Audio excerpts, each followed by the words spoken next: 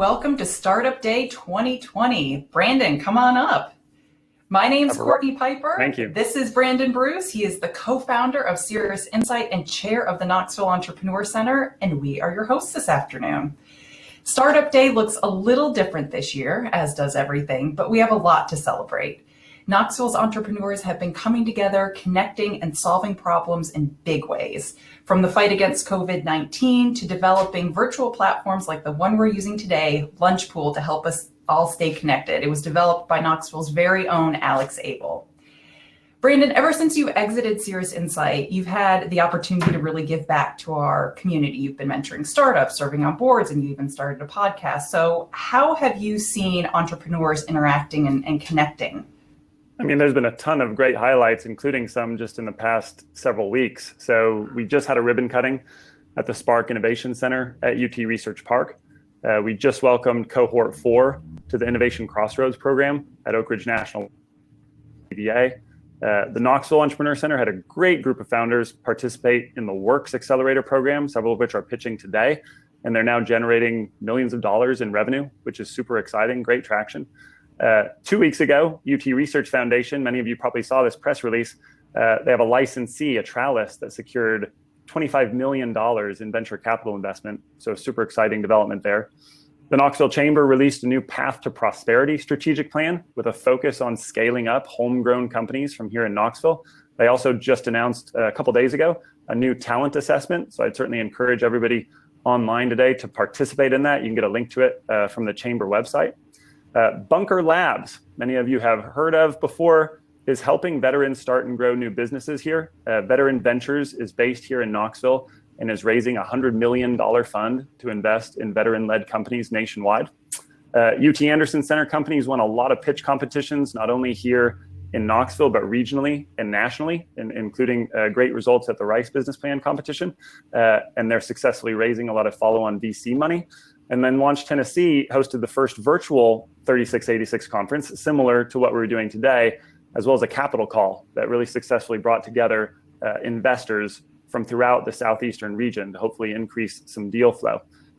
Tom Ballard was catching me up a couple days ago that Technovation is the busiest it's ever been.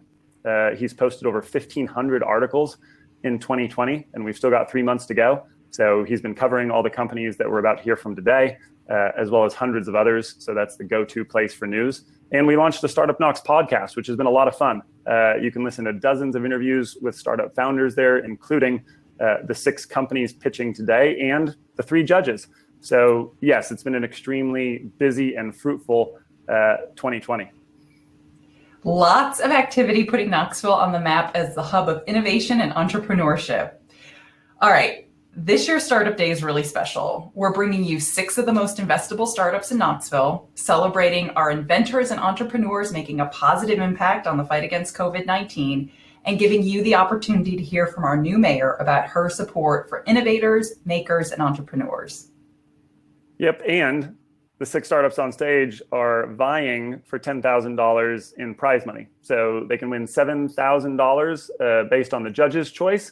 And then you, the audience, will vote for the winner of $3,000. Sometimes that's been the same company in the past, sometimes 2 different companies. So we'll encourage you to vote. There's a website that you can go to called Slido. So if you Google SLIDO and go to that website and then enter in your hashtag crowd favorite, that's where you're going to be able to vote for your favorite pitches today.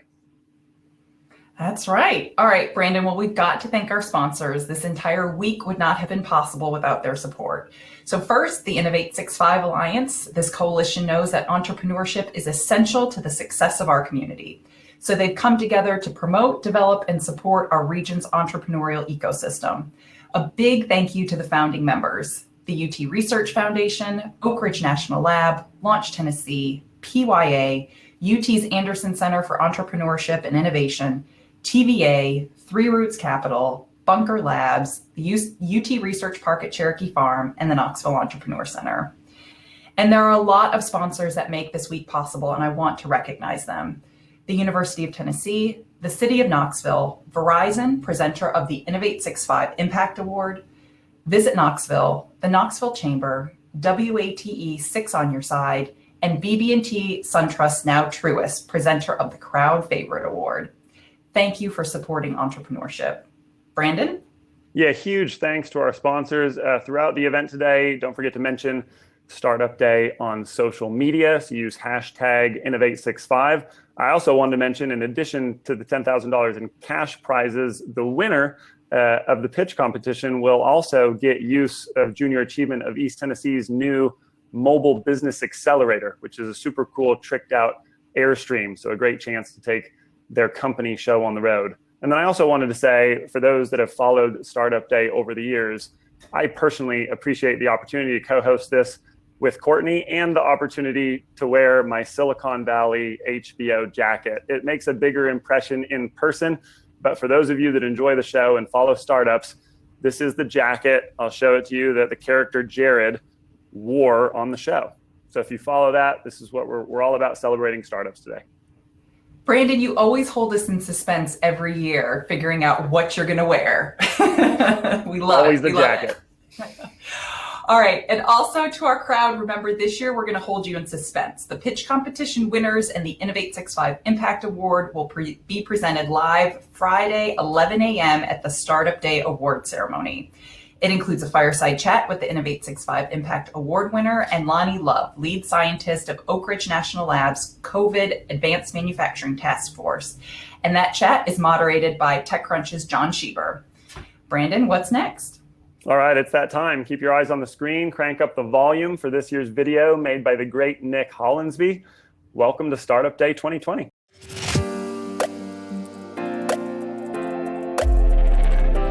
Been here 20 years now, but something that struck me very early on was the resiliency of the area, the way that it's uncanny, the way people band together in an emergency, the way people are there to support. We're going to make and be creative, whether we're in a pandemic or not, right? Because that's who we are.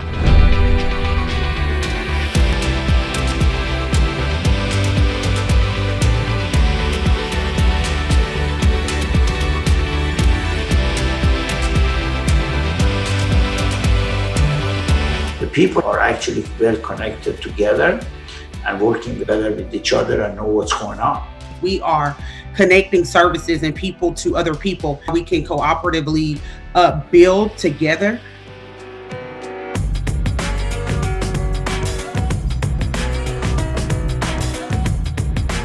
Understanding that the table's big enough for everybody, and inclusion and diversity, because that's where you get the creativity that makes magic happen. I definitely think building this diverse ecosystem of community of entrepreneurs is where we're headed. You know, I had 5 other women to walk alongside me. We had been meeting for about 6 or 7 months, and we launched in June 2020. We made it our mission to be able to form a partnership, and that partnership gives back to the community through economic development.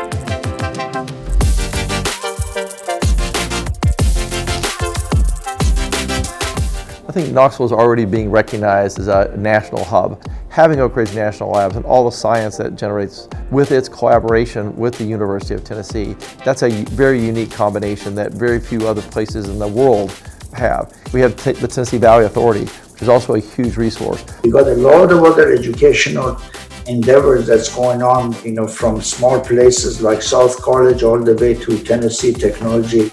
We have a lot of different platforms that will help the small business entrepreneur excel to the next level. Things like KEC and Startup Knoxville and the ORNL cohort program, which is, I'm so proud of them. All these things are encouraging people and providing resources.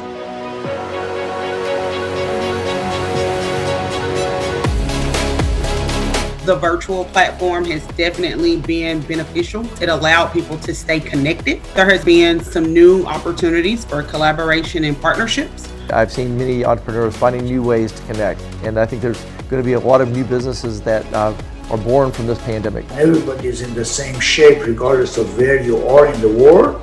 It's really making it a lot easier for startups to be able to accomplish the same thing that they would have had to travel for and go to big places to do. So it's a huge opportunity for startups. In fact, I have thought about starting something new myself.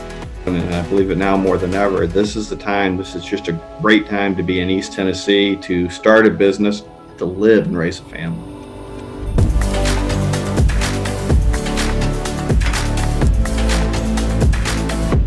I owe to my community to give back to them the way I was given so many years ago. No one I've ever met that has been successful all by themselves. There's always somebody around you that helps you get there. I need to pull other people up alongside of me. So it doesn't make sense for me to win if I'm not helping somebody else win.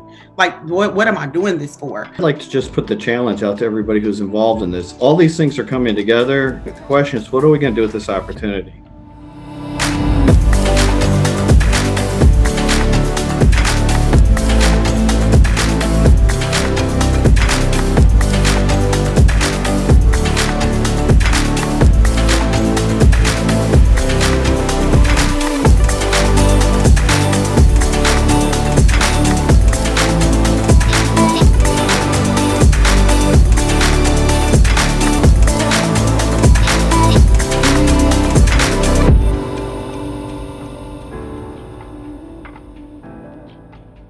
Fantastic. I love that video. Every year, Nick makes such a great video, and it makes it easy to say, this year was the best video ever.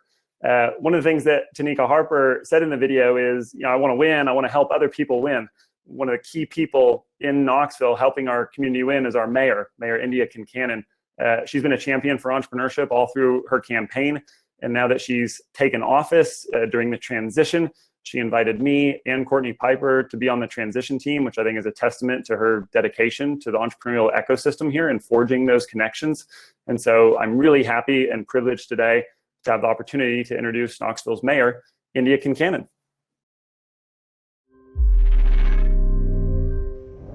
Hello, and welcome to Startup Day and Innov865 Week. This is such an exciting week for so many in our community, and especially for those pitching new ideas and hoping to see their dreams become a reality. Best of luck to all of you.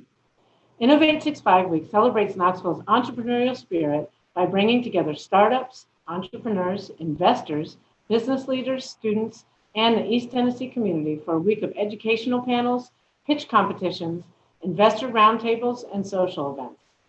The Innov865 Alliance develops, supports, and promotes Knoxville's entrepreneurial ecosystem.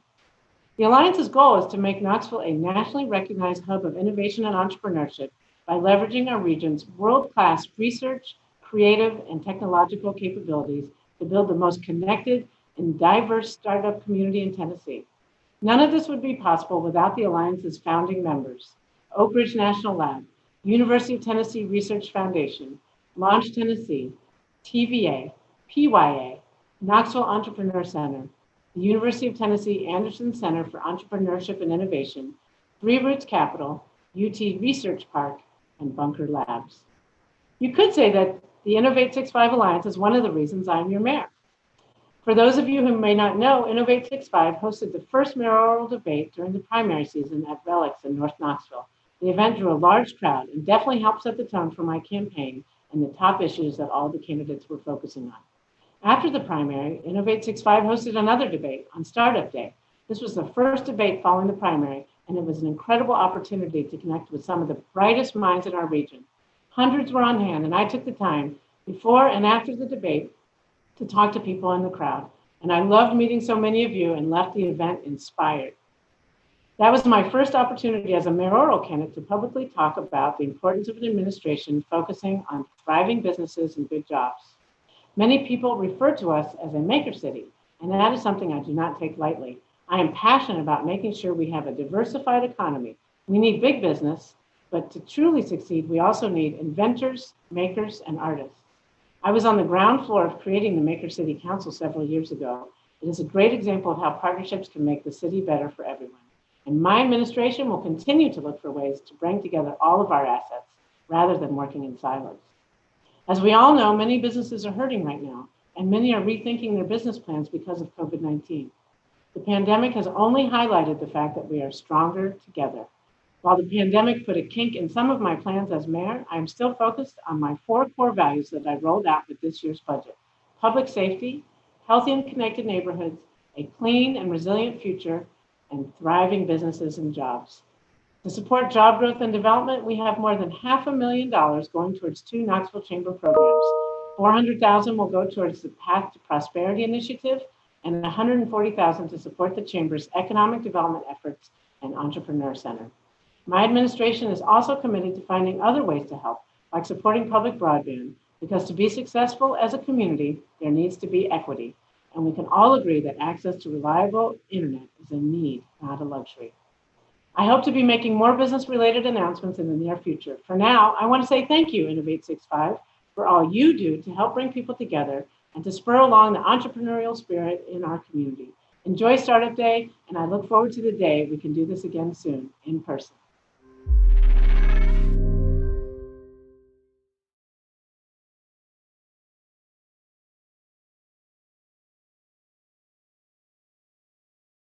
Thank you very much, Mayor Kincannon. And I do want to highlight, she mentioned the Maker City Summit that just happened about a week ago. For those of you that weren't able to attend that event, all the available online. So check in through the Maker City website or the Knoxville Entrepreneur website and check that out. It's a great weekend of content from our local makers here. It's now time to meet our judges. They're going to be responsible for awarding 7,000 of today's dollars. Please welcome first Chris Hively. He's the Senior Vice President for Ecosystem Development at Techstars. Come on up, Chris. Hey, a great arrival. Thanks for being here. Sue Malone, Strategies for Small Businesses. Sue, come on up. Hello. Hey, welcome back. Thanks. It's great to be back. A few years recognizes you. Thanks for joining virtually. Absolutely. And Karen Levert, thank you. You beat me to it. Karen, she's with Pappas Capital and CEO and co-founder of Southeast Tech Inventors and Ag Tech Inventors. Thank you all so much for joining me. It's fun also to put faces with voices. We recorded a podcast a couple weeks ago in anticipation of Startup Day. The number one attribute that you all cited was the enthusiasm of the entrepreneur, of the pitcher, for the pitches that we're going to see today.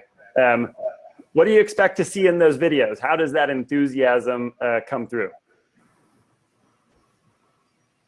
I expect people to bring their A game, because this is a good crew, and $10,000 goes a long way to helping to grow your business. So I hope to see a lot of excitement, a lot of energy, and I'd like to see this crowd vote on who they think deserves that money. Yep, absolutely. Well, I usually say you all have the toughest job in the room judging the companies, but of course everyone in the audience has the opportunity to be a judge also, right? So they'll be choosing to award 3,000 of the dollars, and that's sponsored formerly by SunTrust, now Truist. So a big thank you to them as a sponsor. Karen, what are you looking for in these pitches that we're about to see? We're about to see 6 companies come up and pitch by video, and then you'll have a chance to do Q&A. What are you looking to see in these video pitches?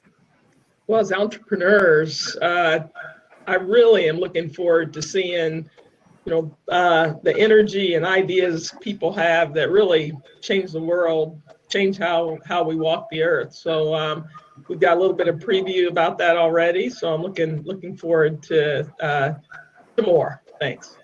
Yeah, I think that's what's exciting about this cohort of 6 companies pitching today is the diversity. They're all going to change the world in their own unique way.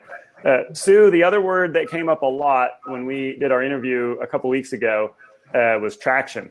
Traction. We got to be able to show not only the enthusiasm and the crispness in the pitch that evidences you put in work and practice, but also that traction, right? Do you have customers? Do you have intellectual property progress? What are you looking for in the way of traction today?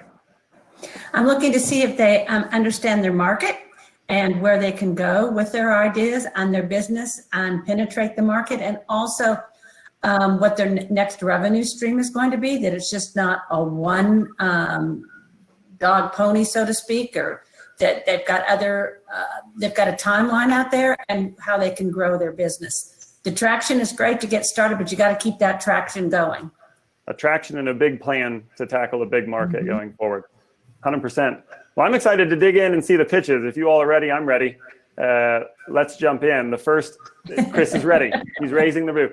So first pitch today is going to be a friend of mine, a friend to everybody who meets him. He was the winner of the What's the Big Idea competition over the summer. Actually, that was in the spring. That was before the pandemic. Please welcome Mike Ben from Songboarding. We're going to see his presentation. So judges, all of us are going to drop off. We'll watch the video, and then you all will come back on to do Q&A with Mike, and then we'll have a chat afterward.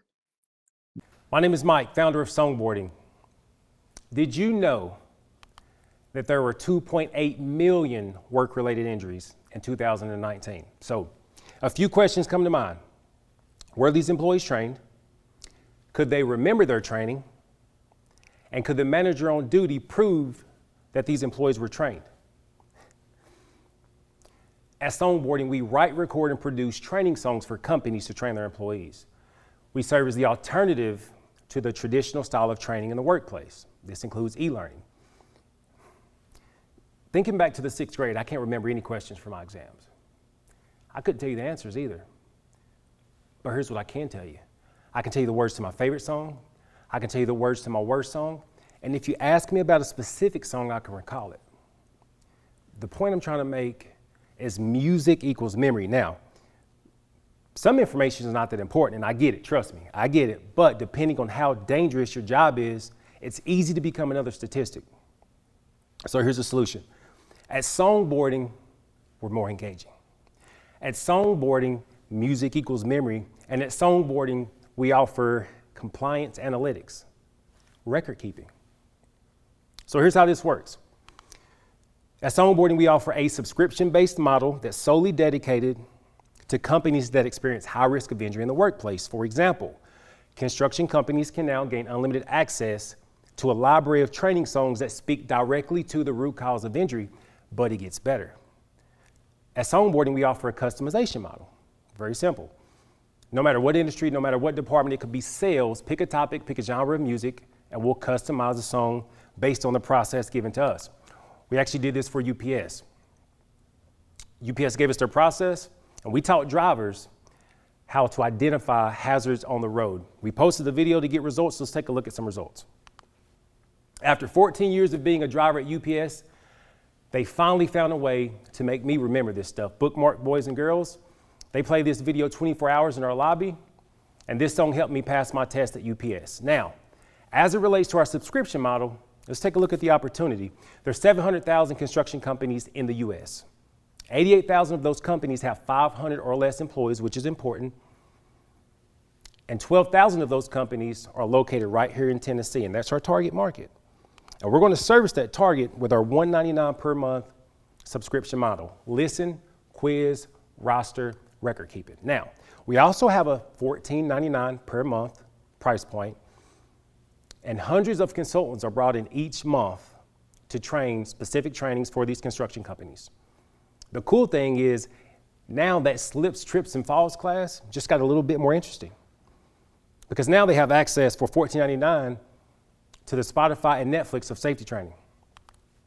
Competitors, we have the essentials that our competitors have, but we also have what they don't have. You heard me speak about the customization model down to the specific process, and we also have music equals memory, which is our competitive advantage. Financial projections. We're projecting 2.4 million in year 3, which is only the tip of the iceberg. Here's why. That's 1,000 users, which is less than 10% of our target market in Tennessee. There's 49 other untapped states. Who's going to help me do it? Here's my team. All right. Vornell Ben, marketing. Jannard Davis, creative director. What you see here is 14 years of teamwork and the ability to lead, sell, network, and create content. And it helps we're good looking. Customer discovery is important. Music can be sold in many different ways. Content creation, there's different high-risk verticals. And launch customer acquisition strategy, direct sales, digital marketing campaigns, and strategic alignment as it relates to our brand. And here's my ask. Companies like Pilot, companies like Oak Ridge National Laboratory, the University of Tennessee, and TVA. We ask for your participation in Songboarding to help us get to the next stage as the most effective way to train and get the best results for your employees. And to all listeners, we love to have introductions to your HR managers, to your safety managers within your network, and to Innov865. We appreciate your help in helping us create more jobs in this $15.7 billion dollar industry.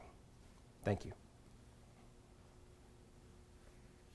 Mike, you did a great job presenting. Look comfortable. Did a good job covering letting us know about what you're up to. So Sure. one thing on your customer base. Yeah. So it looks like you want to start with construction, potentially. Yes. Your examples of good feedback were from FedEx. So have you been able to have any traction in the construction space yet, since that's your target space? Yeah. Well, so there's so I'll break it down. So as it relates to UPS, that was more on the customization side. Pick a topic, pick a genre of music, which allows me to train every company, because the majority of companies have a training program. But then there's also safety, which is a total different ballgame when it comes to training. And that's what we focus on in the construction industry, to be specific. So yeah, so as far as traction, so currently we have a company that's e-learning in Knoxville, construction company. That's actually a tower company. And to speak to the customization process, we actually just customized a song for a roofing company in Nashville. It's a high risk of injury industry, but it could have been, a company that doesn't have a high risk of injury that we can train as well. So that allows us to be flexible and sell our product to any company with any training program.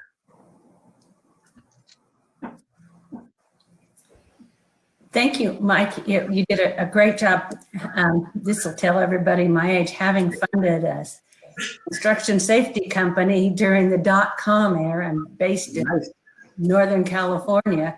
One of the things that when we were developing the company, we went around to different insurance companies and said, if we could show the reduction in injuries, would you team up with us to help us launch this program? And it worked. So just wanted to share something that I did many years ago. And the good news is it sold successfully. So that's one that's not sitting in my garage in a file cabinet waiting for the stock to come to fruition. I'm going to dovetail on a couple things that Karen said, because when you showed the UPS and then you talked about the construction industry. Yes. Being involved in the construction industry, sometimes it's difficult to break into that. Do you have any inroads into the construction companies? I'm going to say yes, because, well, first of all, every customer that we currently have is through direct sales. I'm a direct sales guy. And if you look at our target market companies with less than 500 employees, it's because it's easier for me to get to the decision makers. I don't have to deal with the finance guy. I don't have to actually speak to the owner. So that's how I've been able to land my specific customers. But I literally, there's certain, depending on what size your company is, certain people handle. So on a larger company, right now I'm in conversations with one of the top 5 largest general contractors in the US, speaking to the safety director. And he spoke to his higher ups and he said, yeah, let's meet. So that's how I'm getting my traction, with direct sales, literally calling potential customers. Easiest way to do it. Okay. Mike, I get to go last, or maybe not. Let's see how much time we have left. This feels very exciting, and I think Sue just reiterated that there's a kind of a path forward. When you talk about, I think the one thing that we're all kind of interested about is about this construction vertical, and I don't doubt your ability to go and direct sell one or a handful of those. But the good news is you have 12,000 targets. The bad news is you have 12,000 targets, right? And so I'd like you to talk about different techniques that you've been considering about how to acquire these customers that don't involve you riding around the state in your car. Yeah, sure. So, I spoke about it in my pitch. So as it relates to sales, we're going to launch a digital marketing campaign. It actually started yesterday. So if you look at any of my social media, you'll see us reaching out on the outreach to different companies, utilizing hashtags and different things like that. We're actually about to drop a video next week called Lifting and Lowering. What we're doing is focusing on brand alignment with companies who think and look like we do. That way we improve our brand image. And we're also looking at marketing as well, as to bring clients in who firm believers in direct sales. If you want the business, you got to go get it. But, we're bringing in marketing as well. And also, construction is only one high-risk industry. There's about 20 others, transportation, retail, healthcare, that we're going to focus on. My target market essentially is based on the content we have right now.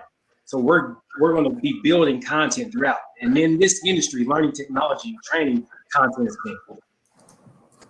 Awesome. Thank you, Mike. Great job. Thank you.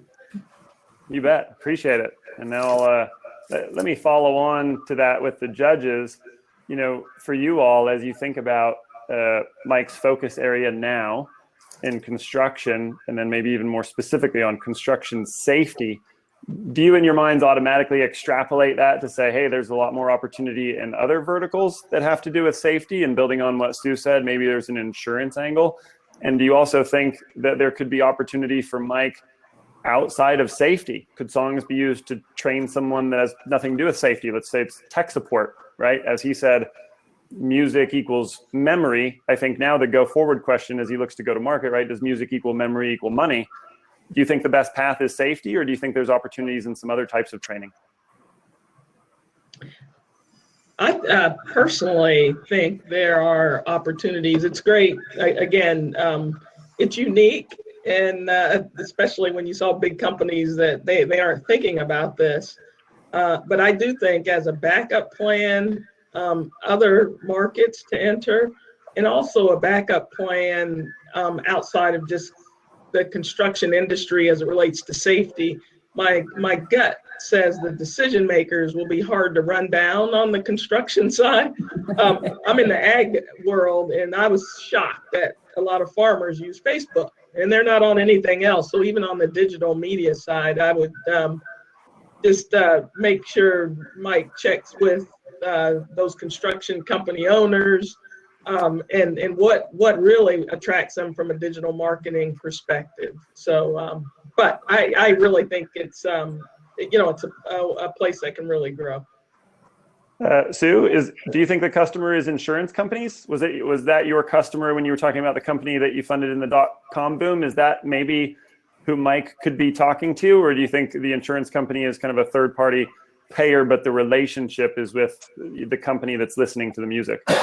Well, the insurance company is a third party revenue stream to help get launched, but it's also a way to get into customers because they have the customers. They're looking at that high risk, and in workers' comp, I mean, some of that workers' comp is huge. So if you can go in and show results on the safety side of it, there's a sweet spot and an avenue to get you in, so you're not in your car and driving across the state to see 12,000 cold calls. So it just has worked. So that's why I was bringing it up. And also, I'm very involved in the infrastructure program and with contractors. And they're very, as Karen said, they're very hard to get to. They're like the farmers. You have to go out and find them, and they're hammering nails. And if they're up on a roof 60 feet in the air or on scaffolding, it's going to be tough to make a cold call. So I would use some avenues that are easier to get in. Yeah, so this is the idea of looking for channels. I saw Chris clapping, right? I mean, it's a good opportunity to think about insurance companies and potentially others as providing paths, avenues, channels to market. Let's pause there on Mike and songbird, and we'll all leave the stage. And I'm going to introduce Dan Close, who will be presenting his pitch for 490 Biotech. Dan, take it away. Hi, I'm Dan Close. I'm the Chief Scientific Officer and co-founder of 490 Biotech, where we've developed a technology that allows human cells to produce a harmless, visible light signal representing their real-time health. As you can see, happy, healthy cells glow brightly, sick cells get dim, and dead cells go dark. We use this technology to make products that make the medications you take safer, more effective, and more affordable by giving pharmaceutical companies better tools for drug development. And better tools are desperately needed. In fact, the current drug development technologies are so inefficient that at the discovery phase, where a company first decides which compounds to onboard to its R&D library, we have a 99% failure rate. At the preclinical phase, where we exponentially increase time and money in order to better select compounds, we improve all the way to a 98% failure rate. This means that by the time we reach the clinical phase, a process that can take 10 years and over $1 billion, we have an 80% failure rate. Every year, inadequate screening costs the industry over $24 billion. And this begs the question, why is this the best we can do? The answer is because we have failed to innovate new screening types. This has forced the pharmaceutical industry to use 3 antiquated technology platforms that have not been significantly improved in decades. They can choose from fluorescence, whose low cost allows high numbers of compounds to be screened, but doesn't provide good data quality. Bioluminescence, which offers good data quality, but whose destructive nature makes it difficult and expensive to screen large numbers of compounds. Or instrumentation-based real-time screening systems that offer exquisite data, but are just too expensive to use on more than a handful of compounds.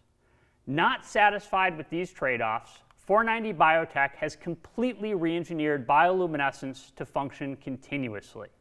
This maintains high data quality while allowing high numbers of compounds to be screened at the same price point as the antiquated fluorescence technology. So how does this make better medicines?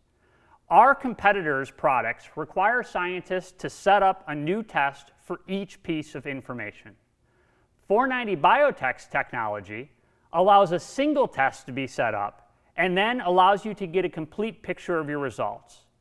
All of this, plus our technology, works in the equipment these companies are already using and saves over 60% with a 50% reduction in hands-on time relative to setting up a single experiment with our competitors' technology.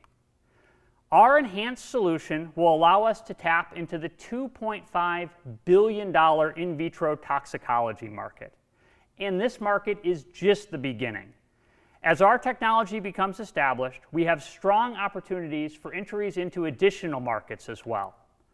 We're confident we can succeed in this market because since 2010, we've been using a combination of our own money and over $5.5 million in small business grants to develop and validate our technology. This puts us in a unique position where we've been able to fund almost all aspects of our business except for sales and marketing. And that's why we're here today. After years of designing, beta testing, and refining, we've reached the point where our products are commercial ready, and we will use the Innov865 prize money to jumpstart our transition out of R&D and into product sales. Based on our market research, our combination of products and services will allow us to establish a foothold in the academic market by 2022, and our transition to becoming cash flow positive later that year offers us 2 potential exit strategies. Either early acquisition by a company looking to supplement their bioluminescent portfolio, or later acquisition by a company looking to move into the bioluminescent space with a unique offering. So, how can you help us improve drug development? First and foremost, vote for us so we can use the Innov865 prize money to transition to sales and marketing. We're always seeking investors to help us on our journey and those that want to help us spread the word to scientists that can use our technology. Or if you just want to see the light, visit 490biotech.com. And finally, from the whole 490 Biotech team, thank you. Hey, Dan, how are you? Hello, how's it going? Super. Thanks for the video and the presentation. I see the light. See the light. Hey, Dan, in your executive summary and on your last team slide, really good, smart, kind of scientist people, you know, not me people. But you're talking about the next phase is really a sales and marketing kind of, how do you foresee that transition happening? How do you kind of dip your toes in? What is potentially $10,000? How does that start to kind of put you on a track, and what are you thinking kind of over the next 3 months? Yeah, you know, the next 3 months are going to be critical for us moving forward because we finally got the goods and we need to get them to the people that can change the world. And we want to take this money, we want to be able to reach out primarily through PPC, pay-per-click advertising, get this in the area where scientists are looking up, how do we set up these assays? How do we run these things? Use that to target the academic community, and then do web-based and direct sales to people in the pharmaceutical industry so that we can get this in the hands of people that will be using it at scale. Dan, thanks for the presentation. It's very good. I've got a couple of questions. One is, and it piggybacks on what Chris was asking with sales and marketing. So your team, which I didn't catch, do you have anyone that has experience in selling to academic research labs or CROs and pharma? That's one question. My second question is around intellectual property protection of the technology. Absolutely, yeah. Let's do them in reverse order, because people will tell you IP is king. So right now we have very broad IP protection. We actually have exclusive rights to use this technology in anything more complicated than a little yeast cell. So we're squared away there for protecting ourselves in the drug discovery industry. We have an additional patent pending that makes our technology significantly more useful, makes it much brighter, allows it to work in every cell line that we've tested it in. So we'll have exclusive access to the improved version of that. And then for the second part, or I guess first part of your question, we are actually right on the cusp now of bringing on our first 100% business development focused individual that will be there to help us lead this effort, really help those of us that are recovering academics getting into the commercial world now, to put us on the right track and to take charge of that effort for exactly the reason that you're pointing out, because we want somebody that has that experience to make sure that we are not wasting a single penny of this money that we're bringing on and putting all of it to work for us. Thank you. Fantastic. Thanks, Dan. Great job. Thank you. Absolutely. For the great pitch that you just gave us. How come you're so smart? Oh my gosh. I was trying to take notes and it was like, oh, heaven help us. Yeah, no, it's off the charts. It's exciting. As you all evaluate this type of company, do you see it building out a go-to-market team, a channel to pursue deals with lots of different companies, or do you foresee possibly a large biotech or pharma company looking at this and saying, this is a competitive advantage for us, we can get to market so much faster than everybody else, and looking to target it for acquisition?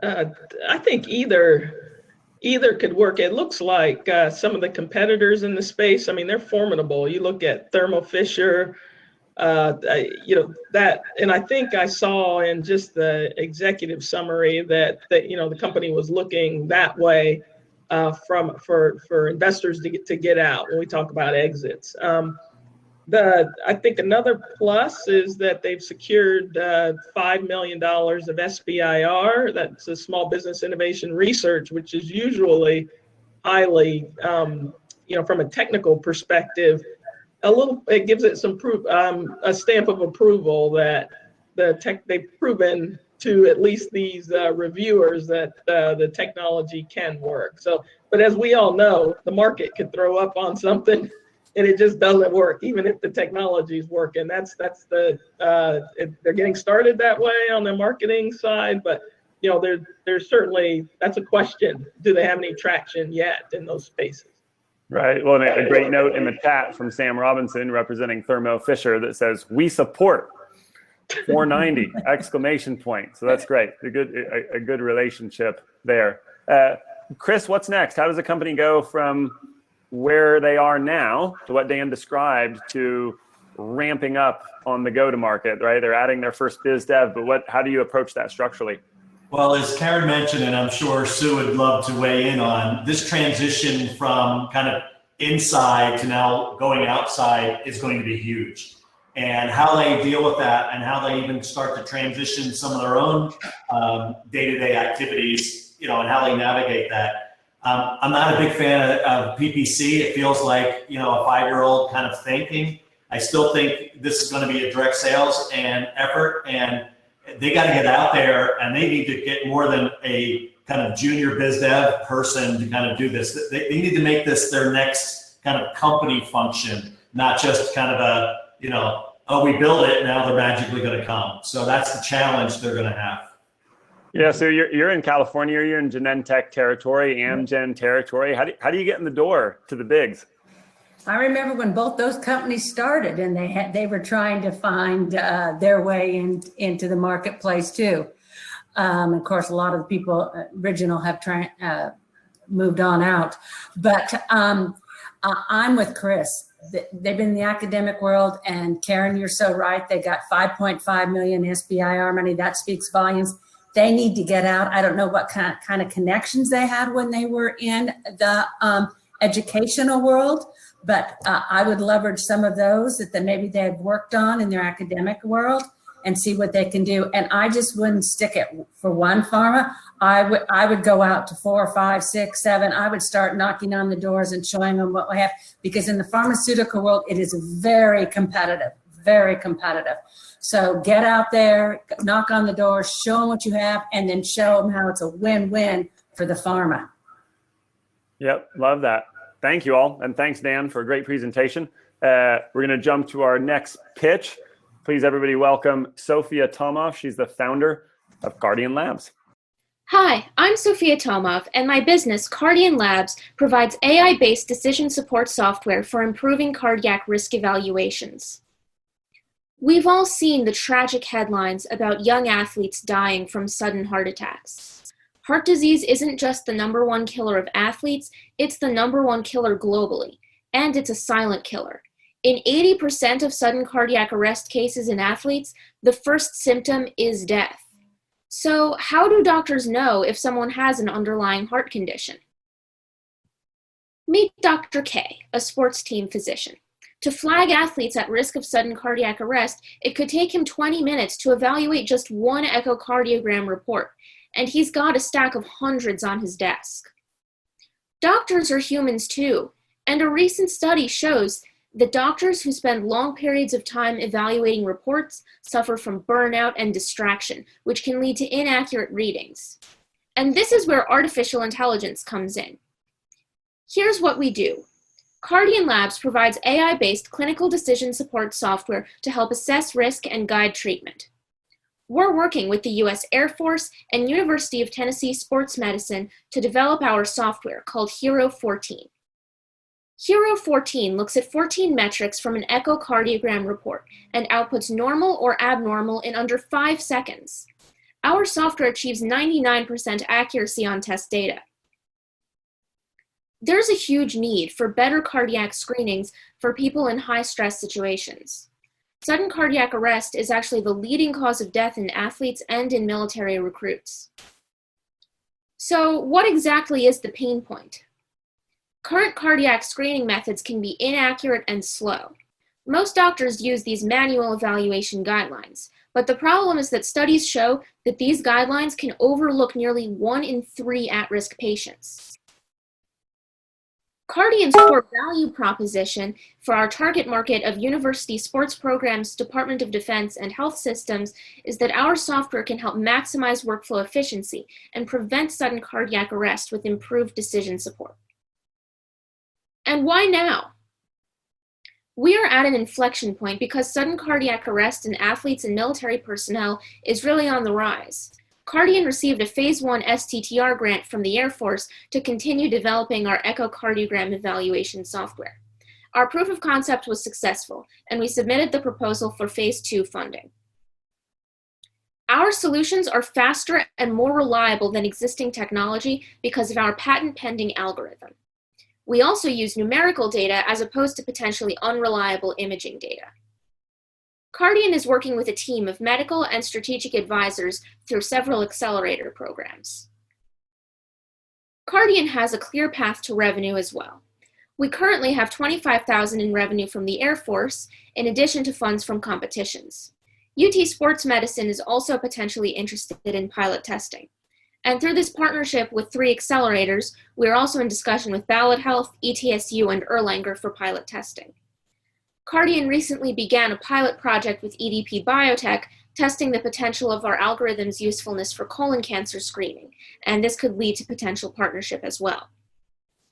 Our software was also endorsed by the Lionheart Heroes Foundation, which advocates for improved cardiac screenings for military recruits.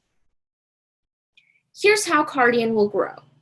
We can scale since our software addresses major timely pain points and fits in with DoD focus areas. We have plans to expand our software suite with tools for ECG analysis, optical character recognition, and colon cancer screening. To continue growing, we're asking for $10,000. This will help us hire a software developer to assist with EHR integration, so that way Cardian can integrate seamlessly with existing workflow. With Cardian software, Dr. K and others like him will not only be able to make more informed decisions, but also improve screening efficiency.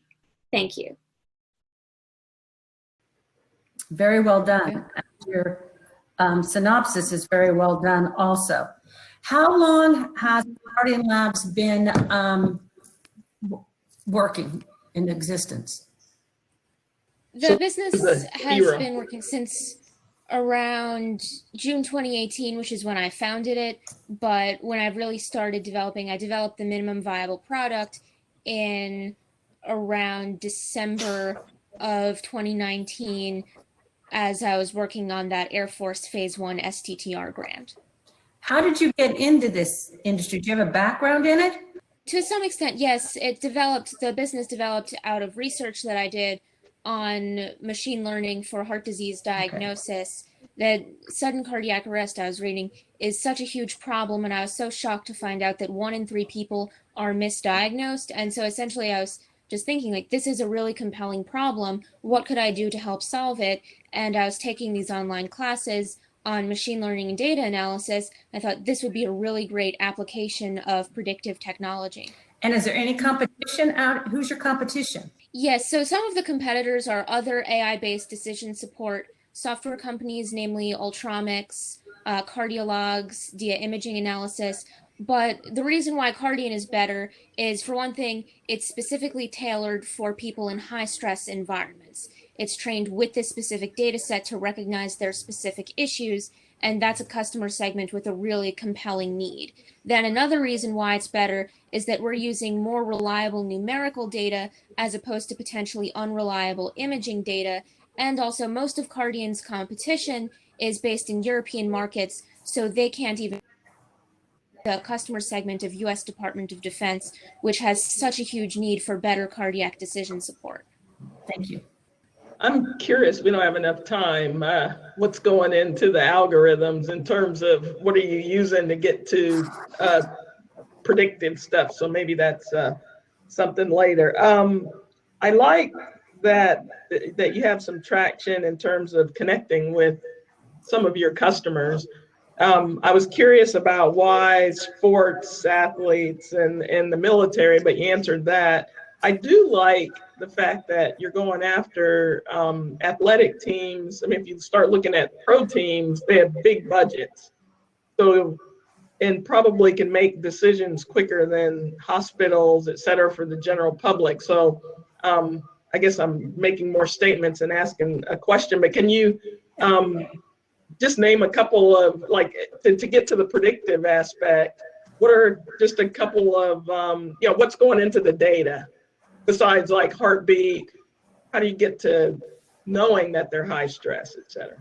Definitely. So what the algorithm really does is it's looking at relationships between 14 metrics from an echocardiogram report. So currently there are these manual evaluation guidelines that are looking just at the numbers individually for determining kind of benchmarks that show, say, does this person have an enlarged valve, something like that. But what Cardian software is doing is it's looking at the interactions between all of those metrics, and it's learning from that and from the doctor's validated recorded outcomes to be able to predict if this person is normal or abnormal, if they're at higher risk of sudden cardiac arrest. And this is done with the novel combination of optimizations that I developed, which I would definitely be happy to go into further detail about some other time. But if there's no time today, There's a lot more information about this on my ResearchGate. It's Sophia Tomov, and the paper is on deep neural networks for detecting heart disease.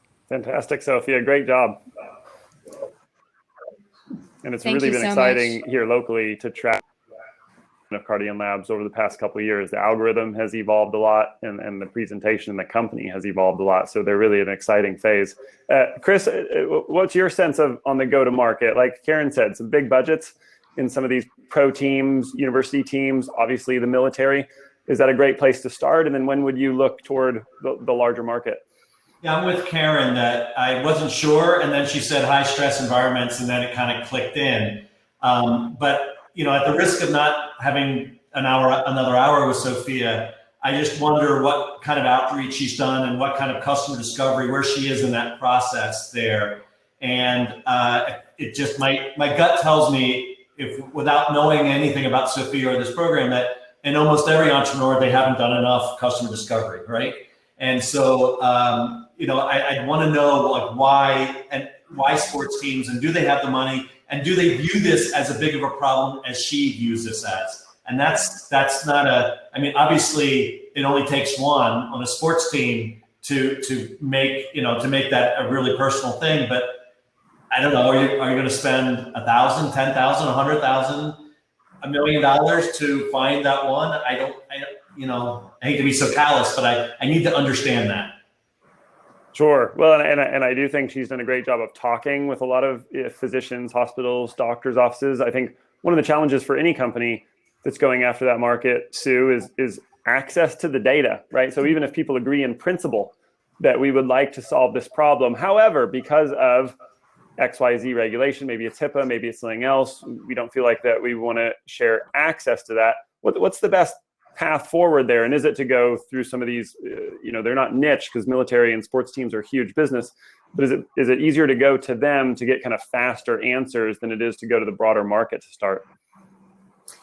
Well, she has a great story because she does have the military she's working with in UT sports. But the other thing is very interesting. I was thinking as she was presenting, I was just talking to a group of cardiologists, and they're all doing telemedicine now. I said, how could you do telemedicine and register someone's heartbeat and know what their pulse is and everything? Well, new technology has come up with that. So I think she's at the right time to maybe bring this into telemedicine. And a lot of these big healthcare companies are going that way. So I think there's another avenue there for her also. And they have some deep pockets, and she's lucky she's in Tennessee because you've got some really big hospital organizations here. Yep, Tennessee is a great state for health tech. Chris just typed into the general chat also, hopefully Techstars is an accelerator on the radar, right? So both a health tech and a sports tech and a gov tech accelerator to choose from. So you got lots of options. But yes, thank you, Sophia, for a great presentation. Thank you, judges. We're halfway, audience, so keep track of all these great pitches and think about your voting. Next, we're going to turn our attention to a sizzle reel. This is a teaser for the Innov865 Impact Award presentation by Verizon. So there are a lot of startups, a lot of researchers here that have done tremendous work in the battle against COVID-19. This is a teaser for Friday's event in which we want to acknowledge and celebrate all those folks doing that important work. So check out the video. By definition, entrepreneurs are adaptive and innovative, and so in a pandemic, we look for opportunities.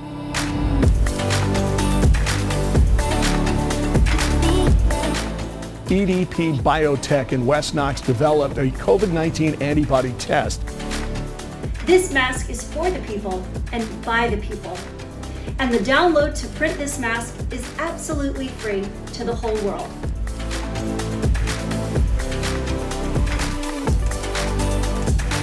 So that was the pivot for us, was how can we, as fast as possible and as safe as possible, get this into a place where people can benefit from it. An assistant professor at UT recently created an app that helps patients communicate with their nurses and doctors, even if they're intubated. I'm an inventor of the N95 filtering material, who has come out of retirement to help develop more masks in record numbers worldwide.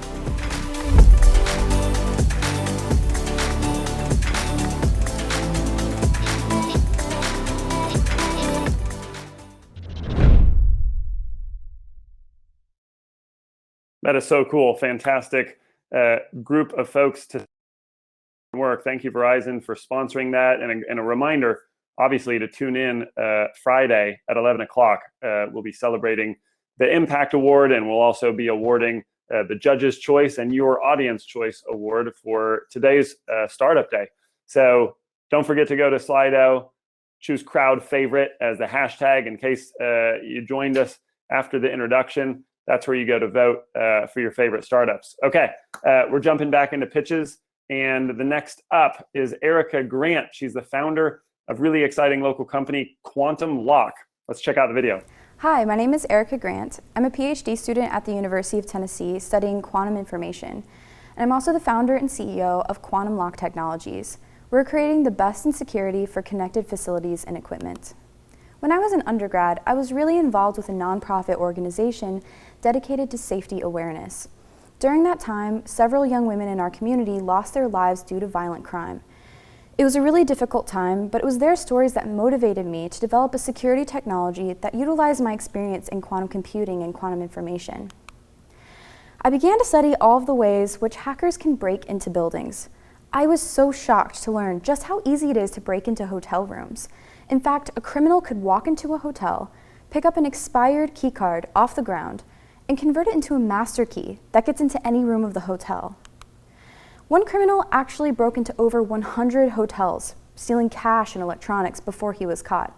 That's just how easy it is. Bad press at the wrong time can be devastating to a hotel and can cause them to see dramatic dips in their occupancy. To make matters worse, these locks aren't in direct communication with the front desk in any way. This causes them to have dramatic inefficiency and detection problems. And if you were to make the hotels more connected, you have all these new points of communication that hackers can take advantage of to break into rooms. Hotels desperately want to have a more connected facility. But as you have more connections, you have all these new vulnerabilities. So is there a way to make a hotel simultaneously more connected and more secure than it ever has been? Our solution is Quantum Lock Technologies.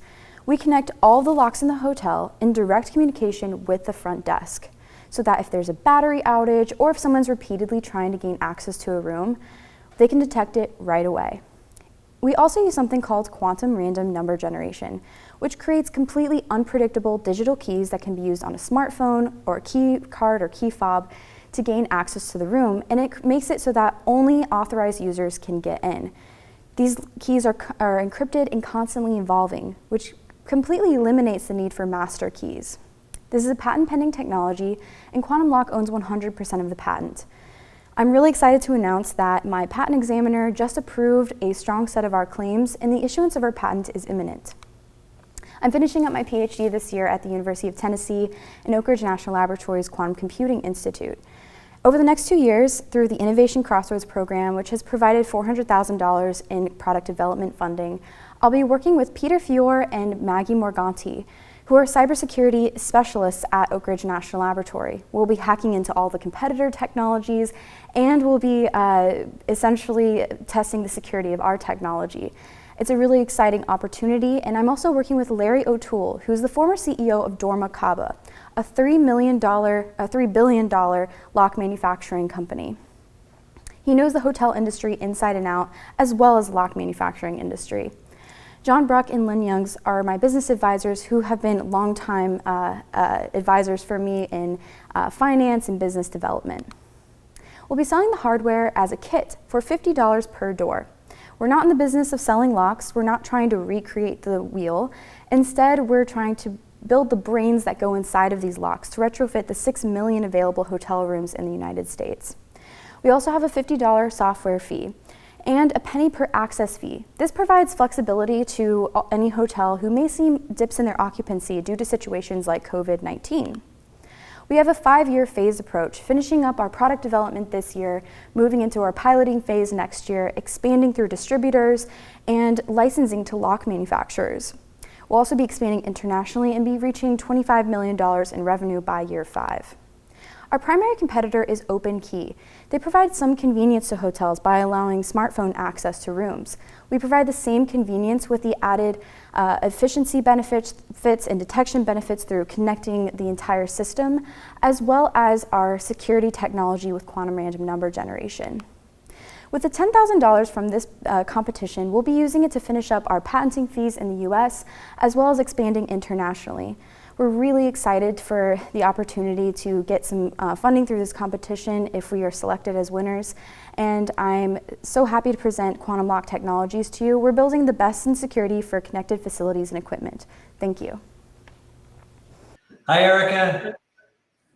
Well done, and thanks for doing this. This is an awesome idea, and lots of innovation, I would assume, left in this industry. Oh, yes, definitely. Thank you. Are you kind of solo on this, or do you have any team around you? Yeah, so I have a software developer, Kurt Bruck. He's been phenomenal. And I also am working with a lot of great scientists at Oak Ridge National Laboratory through the Innovation Crossroads program. I'm currently looking for other partners who may want to join my team doing product development. So if you have security interests at all, just reach out to me. Thanks. Sure, good ask. Way to slip that in. Yeah.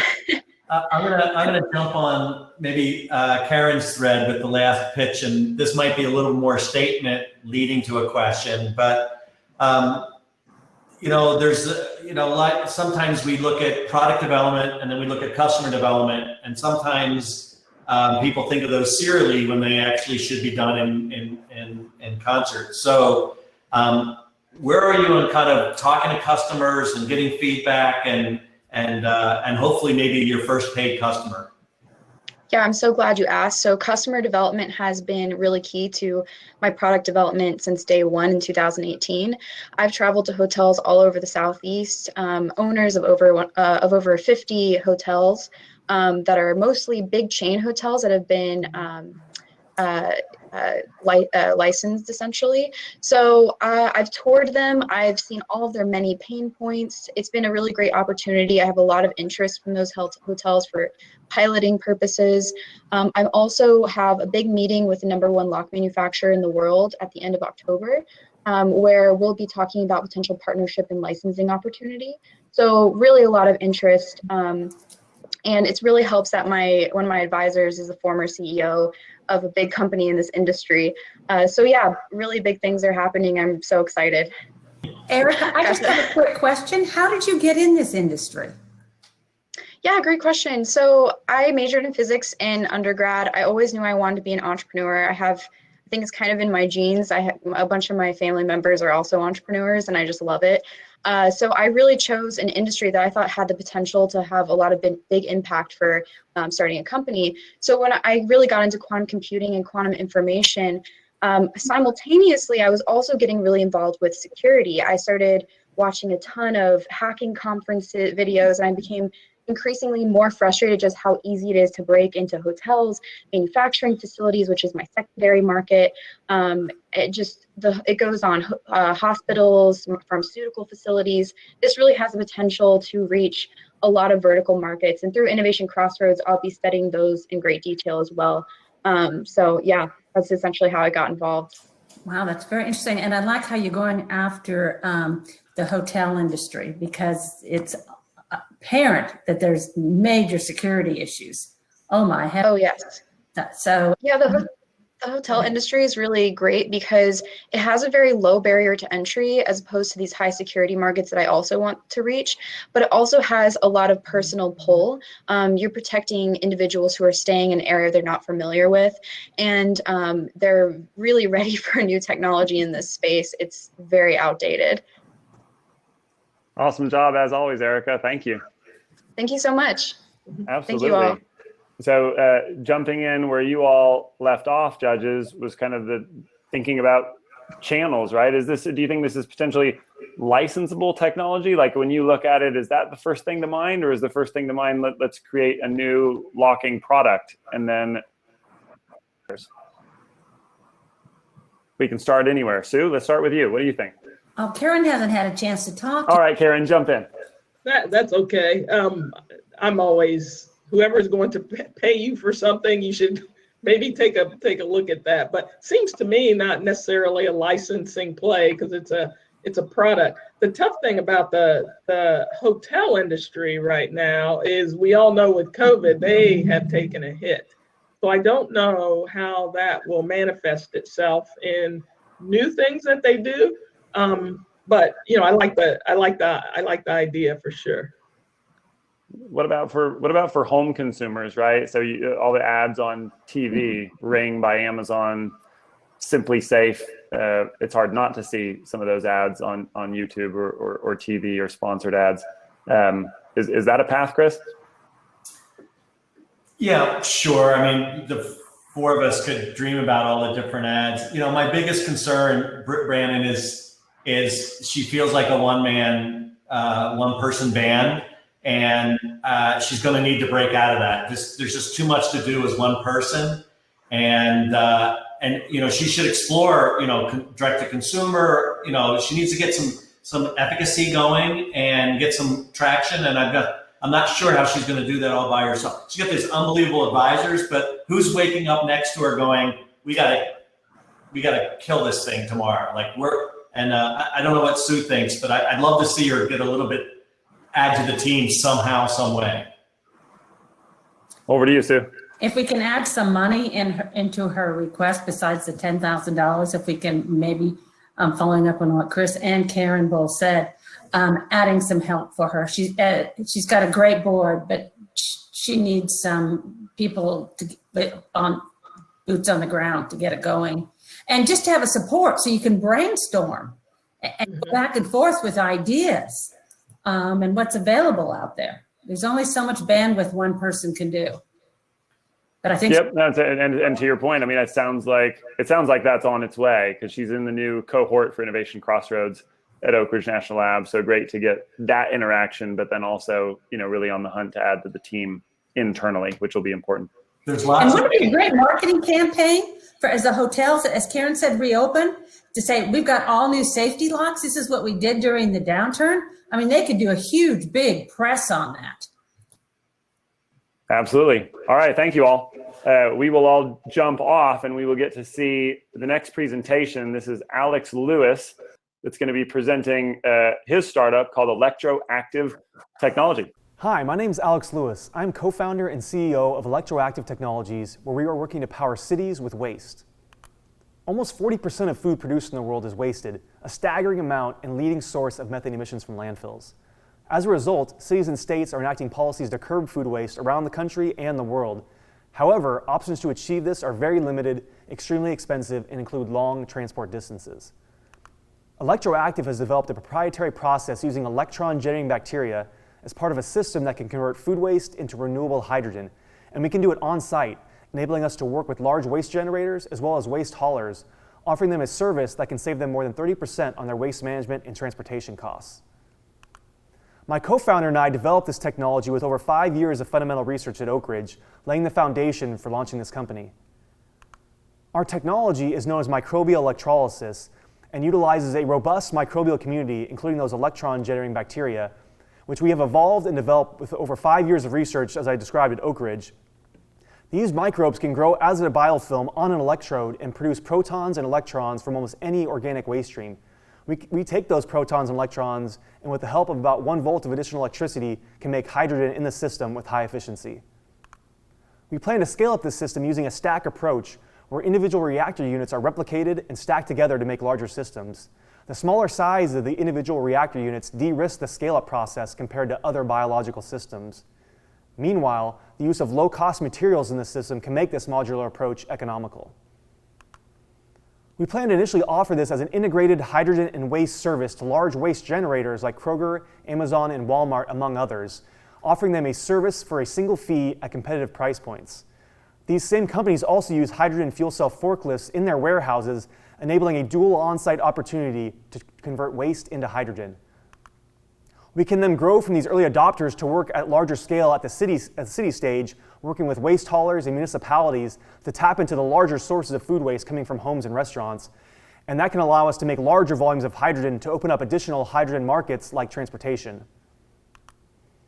Our circular approach to hydrogen production can result in a negative carbon pathway through reduced transportation, abatement of landfill emissions, and offsetting of fossil fuel use, bringing additional marketable sustainability benefits to our customers. We see large growth potential for this company due to the widespread issue of food waste. We can expand across the US and onto other parts of the world where over 1 billion tons of food waste are produced every year, of which we could produce $78 billion worth of hydrogen from. The World Economic Forum recently came out with a statement that hydrogen is no longer the fuel of the future, it's already here. And we see this through investments by companies like Toyota, Walmart, Amazon, Shell that are investing heavily in hydrogen fuel cells and ramping up their production. We're also seeing countries coming out with ambitious hydrogen use targets that can be accelerated by this technology. Our team is led by myself and co-founder Abhijit Barole. I helped develop this technology during my PhD, and Abhijit brings 20 plus years of experience as a scientist at Oak Ridge.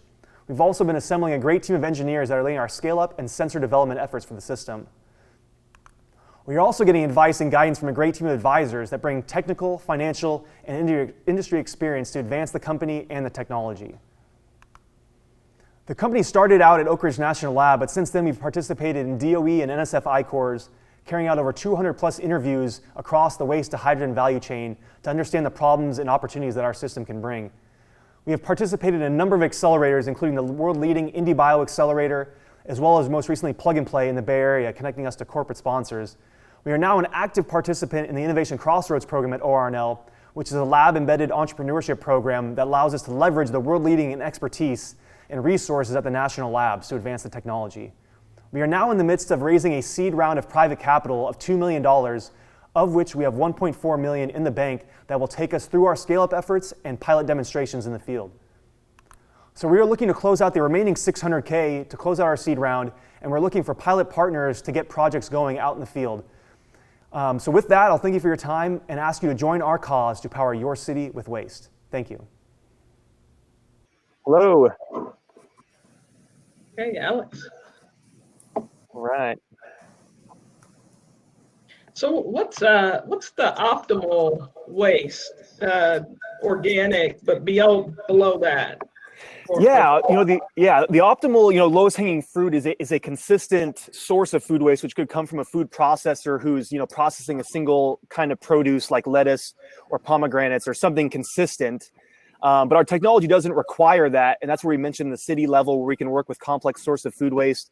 We've been working here locally, getting scraps out of the kitchen at Tomato Head out of the back of the restaurant, which changes every day. And we're getting here at work. Start with those.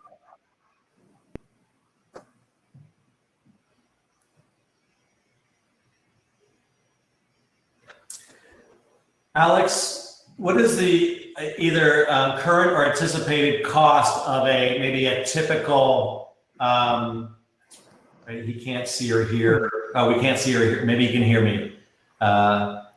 You guys see the same thing I am? Yes. Yes. Can you hear me? I can hear you still. Oh, great. So what is a kind of a typical installation and maybe more important, when would you see kind of a break-even point for this type of? Yeah. Our first commercial systems, we're targeting a cost of one of our modules, which is around a meter cubed in size, and we're targeting a capital cost of $20,000 for that. The total cost of the system is really going to be dependent on the waste supply that's there or the hydrogen being used, because it's very modular. But for the process of a given amount of food waste compared to an incumbent technology like anaerobic digestion, which is out there, our capital cost will be 50% of what it would be to process the same amount of food waste as an anaerobic digester. So depending on how big the company is, like a Kroger distribution facility where they're processing hundreds of tons a day, it could be on the order of a few $1 million for a system of that size. Sure. Quick follow-up. I'm a software guy. So you produce this hydrogen. What happens next? Where does that go? How does someone utilize that? Yeah, absolutely. And so we're targeting fuel cell applications for the hydrogen. And so for fuel cells, you need a really high purity, and it also needs to be compressed. And so one of our advisors works at a company doing that, where the hydrogen produced out of our system will go through this combined compression and purification step to go to atmospheric to around 5 to 10,000 psi and some bit of purification, but it's kind of somewhat standard in the field now, and our stream is much more pure than a lot of other streams that go through that same kind of process. And so it's not really looked at as a challenge there, but. And have you've tested this hydrogen in a car? No, we're not at that scale yet. Right now, we're kind of in our beta prototype of a small stack of 8 cells, and then a car on average uses around 1 kilogram of hydrogen. So we still have some scale to get to do that. And so our advisors who come from the hydrogen industry, we've indicated what our stream is made up of, which is 99% hydrogen. And then there's some small inert gases in there, which are easily taken out. And so that kind of data we have so far is very promising. And it's once we reach, the kilogram stage at a pilot level is when we could start putting it into actual fuel cell devices. Fantastic, Alex. Great presentation. I appreciate it. Thanks. Well done. To build on what you all were talking about, sort of what's the next step in traction for Alex and Electroactive? Is this time for a big pilot, like a demonstration project that gets a lot of attention around it and kind of shows what's possible with the technology, or is there a next step that comes before that? Well, Sue was kind of knocking on the door of what's next, and that's to be able to scale something like this. It sounds like the amount of hydrogen that's produced today is not of amount that they can do much with, and that's the challenge with early stage companies. It's the beauty of it, right? We've got an idea, we're working on something that's just remarkable, and then the next step that for the company to think about is really how to scale it. Transportation, all of that is part of it. I'm curious. I know we can't get. I don't know if anybody knows, like the 1.4 million in investment. Where did that come from, and who, are those people in this space already? I don't know.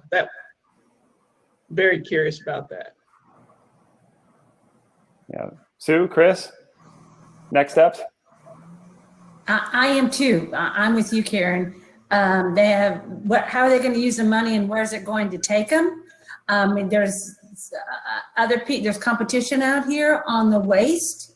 I've seen it being used, and then involved in the hydrogen on some other things that I've been working on. So I'd like to know what the 1.4 million went to, where it's taken the company, and what the other 600,000 is going to be used for.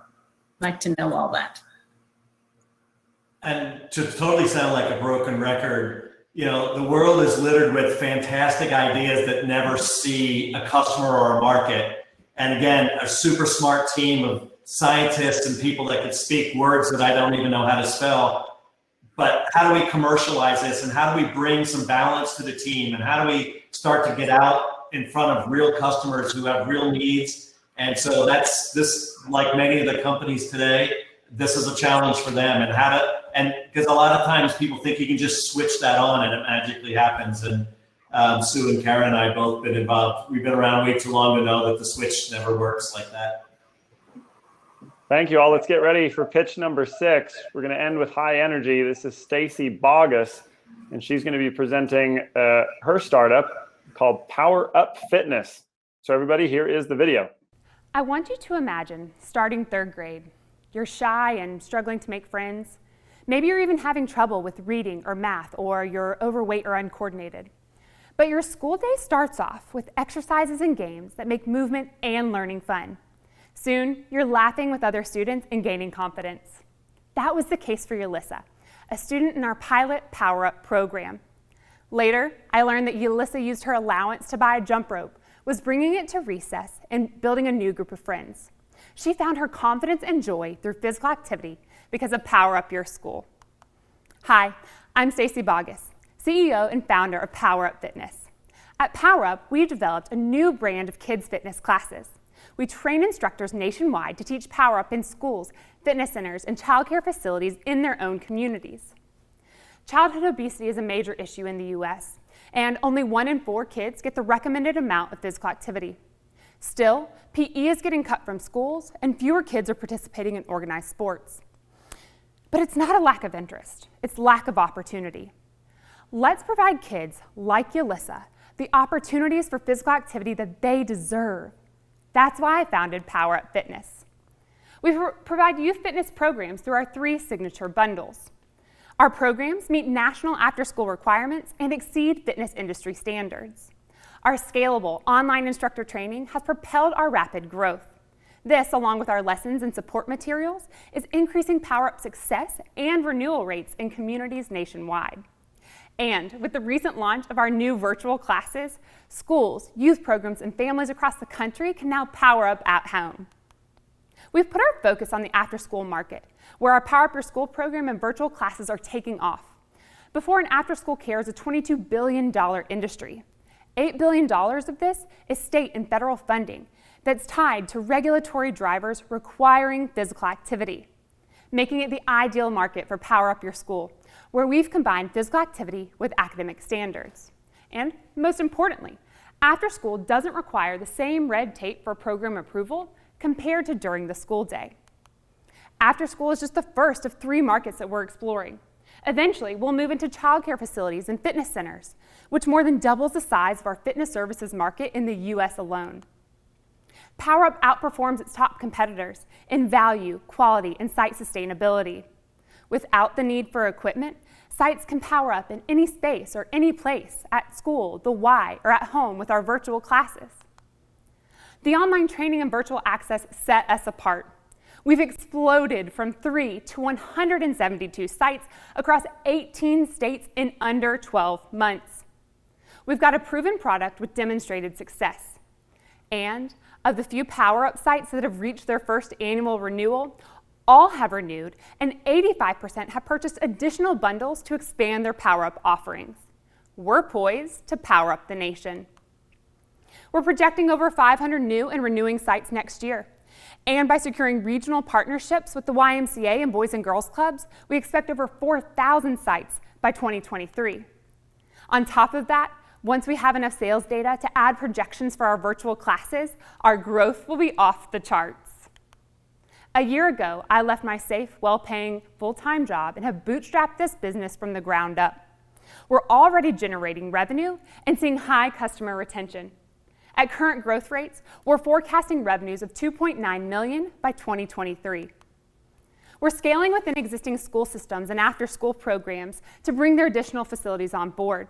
We're pursuing the YMCA, Boys and Girls Clubs, and others as site partners on a national scale. And we've leveraged the shift to virtual conventions, reaching our target market without the travel expenses. We're seeing a dramatic return on our investment. We've got a strong team of diverse women, and we're ready to grow. Today, I'm asking for your support and vote for Power Up Fitness. $10,000 would accelerate our growth. We'd spend $4,000 on new virtual class content and optimize our delivery platform. $3,500 toward customer acquisition would yield $35,000 in revenue for us in the next 6 months. We'll spend $2,500 to grow the role of technology in scaling the Power Up programs. You can help us get there. And Yulissa, she's gone from shy 3rd grade student to a leader in her school in a club that encourages healthy behaviors. That's the power of Power Up Fitness. We love Power Up! Let's power up the nation. Thank you. Hey everybody, can you hear me okay? Yep. Thanks for having me here. Best for last, right? One of you want to take off? Go ahead, Sue. Okay. How have you been able to get through the pandemic and the lockdown when so many other physical fitness companies are now going online? How are you going to be able to differentiate yourself from this new model that's really becoming very prevalent? Yeah, that's a great question. I'll address that kind of in 2 parts. So first, how we handled the lockdown. We immediately developed what we call Power Up Parent Packs. It was an at-home version of our favorite Power Up Your School games. Second, we worked from April to May to develop the new virtual class content that we launched June 1. And that's 15 on-demand Power Up Your School classes for people to access within their school systems, at school, the ones who have gone back to in-person, or offer it to families at home as a part of after-school programs. And then third, what we've done is really shifted the way that we talk about our traditional programs. Again, we're targeting that after-school market right now, and so we're a little bit different than your traditional fitness-based program. So what we've done to change our language is it was already a benefit that we didn't have any equipment as a part of our program. So as we're out talking to schools and after-school programs, sharing that more equipment means reduced germ transmission for their students. The fact that you can power up in any place or any space, we could do a class together right now, all in our own spaces without needing equipment. So students are able to do that together on site, safely distanced from one another, or via our virtual class time zone. How are we going to be able to compete? Some of the other competitors in our space are offering virtual content, but they're still requiring equipment. So for programming in schools that are already, have the barrier to even just getting to their students, now they're trying to get equipment in the hands of students at home, or purchase sets for every single student that's there on site, so they don't have to manage the germ transmission. So these are just a few of the adaptations that we've made during this time, and we've really utilized this as an opportunity. Thank you. Stacy, I'm a little confused, and maybe it's the answer is both, but are these generally geared towards the instructor or to the student or both? And where is it currently, and do you anticipate that evolving over time?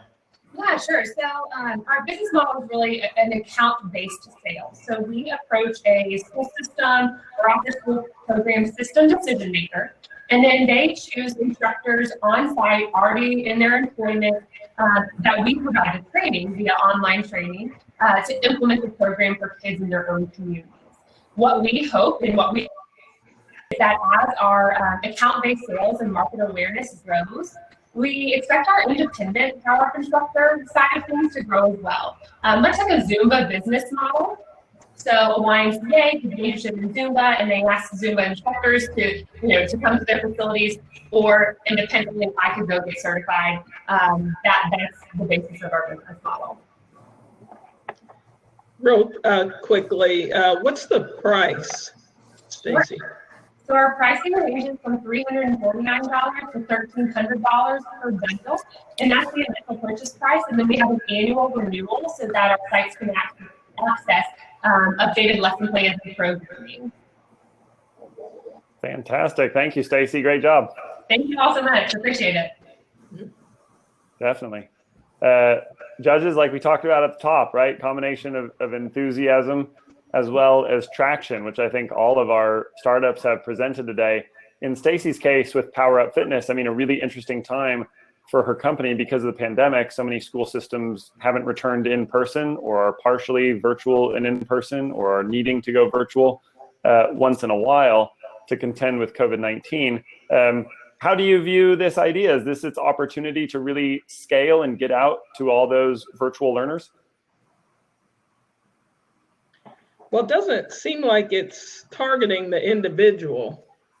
So it's more the programs themselves. The one thing we have to remember about COVID, though, hopefully it's not here forever. 2020 is not going to be an easy year for anyone. And so I think, I like the idea in terms of we need to be healthier. And if we can start younger, that's great. And maybe the company finds a way to have offerings for all ages, right? So you've got kids as kids, right? And as they grow older, that they've got offerings for them.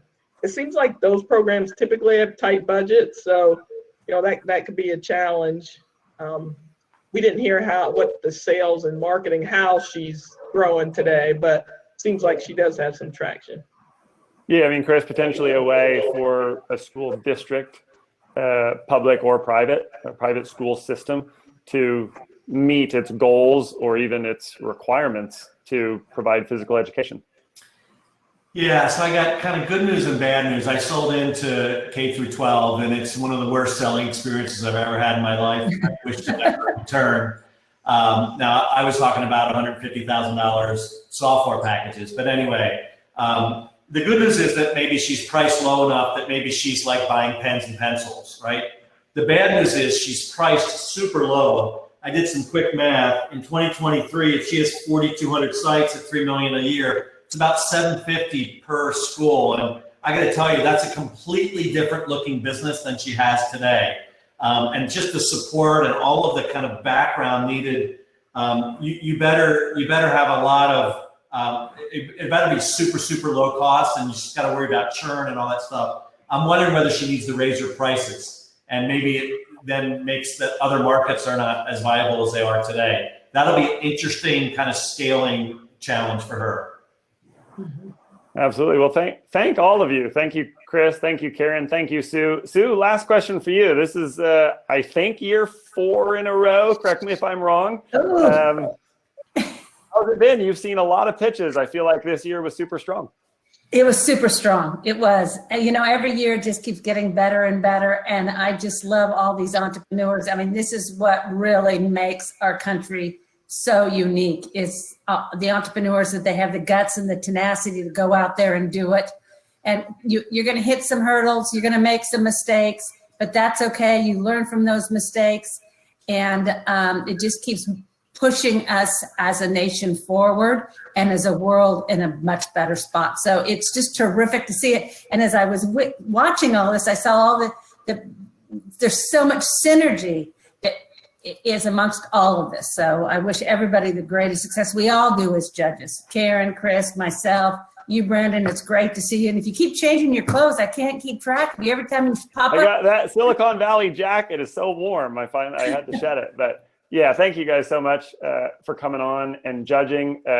We will all turn our cameras and mics off shortly. You guys are going to be shuttled backstage, if you will. So stick around in Lunchpool to deliberate and choose a favorite for Friday's award ceremony, which, is a reminder, and Alex has posted this multiple times in the general chat, that's 11 o'clock on Friday. You'll be able to see our Impact Award presentation as well as our Startup Day Award presentation. Courtney, welcome back. All right, thank you. All right, yes, and judges, stay online. We're going to invite you backstage to deliberate, so just stick with us. Brandon, I think one of the greatest startup days so far. What do you think? Definitely. It's been exciting to see everybody from all over the community and some folks coming in from outside the community to check out what's happening in Knoxville. For everybody that's online, certainly vote if you haven't already. So enter in crowd favorite on the Slido website and you'll be able to cast your vote. Voting ends at 4 p.m. All right. Thank you, Brandon. Thank you, judges. Thank you to all of our pitchers. Everyone, stick around, say hello, network, hop around to the different tables and say hello. Remember to register for the Startup Day Award ceremony to find out who won that $10,000 and who wins the Innov865 Impact Award. You can visit Innov865week.com to RSVP. Thank you all. Absolutely. Thanks, everybody.